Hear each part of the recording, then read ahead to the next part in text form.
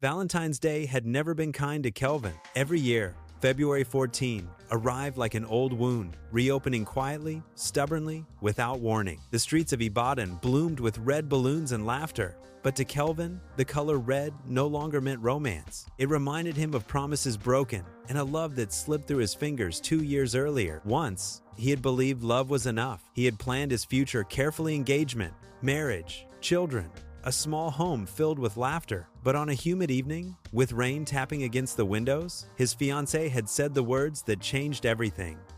"You're kind, Kelvin, but kindness doesn't pay bills." She left with her suitcase and dreams of something bigger. Since then, Kelvin learned to survive, not to hope. So on this Valentine morning, he dressed plainly and left his one-room apartment early, determined to treat the day like any other. The sun had barely risen when Kelvin stopped at a roadside store near Dugby Market. The smell of hot akara floated in the air, mixing with the sounds of honking buses and morning chatter. The lady behind the store was new. She wore a simple headscarf and hummed softly as she worked, flipping akara with practiced ease. There was tiredness in her eyes, but her smile was bright, real, not forced. "Good morning," she said warmly. "Akara and pap?"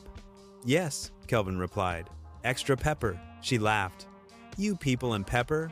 One day pepper will expose you." For the first time that day, Kelvin smiled. When it was time to pay, his hand froze. His wallet was gone. Heat rushed to his face as he searched his pockets again and again. "Nothing. I'm so sorry," he said quickly. "I must have left my wallet at home. I'll return it."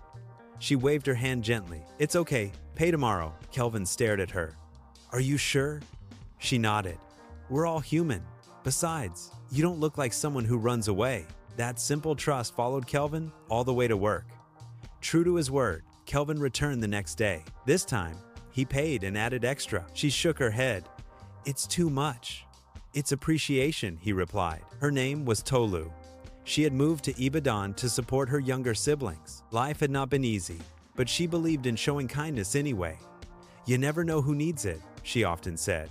Days turned into weeks. Kelvin began stopping by every morning. Sometimes they spoke about small things: the weather, football, rising food prices. Other times, they spoke about dreams they rarely shared with anyone else. Tolu noticed how Kelvin always stood aside to let elderly customers go first. Kelvin noticed how she gave extra akara to hungry children without expecting payment. Love, he realized, was not announcing itself loudly.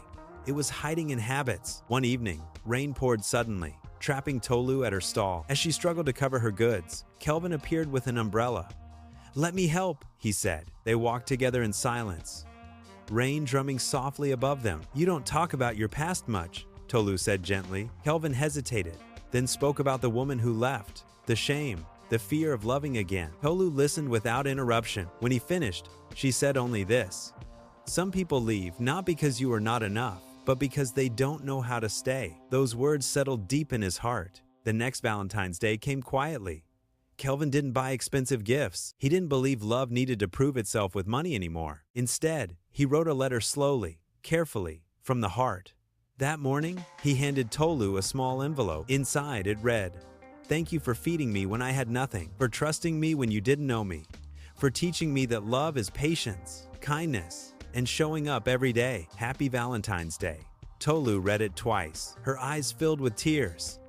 "This," she said softly, "is the most beautiful gift I've ever received." As the sun rose higher and the city bustled around them, Kelvin felt something unfamiliar but welcome. Hope. Love didn't arrive with fireworks. It arrived with akara, trust, shared umbrellas, and honest conversations. And Kelvin finally understood. Love was never lost. It was simply waiting in little things. Love did not change Kelvin's life overnight. It arrived quietly, like morning light slipping through a half-open curtain. After that Valentine's Day, nothing dramatic happened. There was no sudden confession, no rushing promises, and somehow, that made everything feel more real. Kelvin continued stopping by Tolu's stall each morning. The city of Ibadan moved as it always did, busy, loud, restless, but between them, there was a calm that refused to be shaken. Tolu began saving a seat for him. Kelvin began bringing her hot tea on cold mornings. They were learning each other's silences. One afternoon, as the sun dipped low and the market thinned out, a familiar voice called Kelvin's name. He turned. It was Kimmy, the woman who once held his future in her hands. She looked different, softer, tired. "I heard you work around here," she said. "Can we talk?" Kelvin hesitated but nodded. They sat on a low bench near the road. Kimmy spoke about regret, about mistakes, about how life had not turned out the way she expected. "I thought I needed more," she said quietly, "but I lost something good." Kelvin listened calm, respectful, but unmoved. "I don't hate you," he replied at last, "but I've learned that love shouldn't make you feel small." When he stood up to leave, he felt no anger, no longing, only closure. As he walked back, he saw Tolu arranging her stall. She looked up and met his eyes. She didn't ask questions, she simply smiled.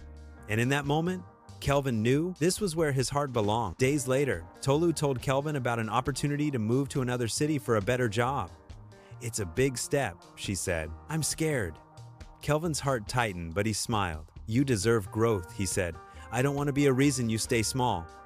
Tolu studied him. "And what if I don't want to go alone?" That night, under a sky full of quiet stars, Kelvin finally spoke the words he had been carrying carefully. "I love you, not loudly, not perfectly, but honestly." Tolu reached for his hand.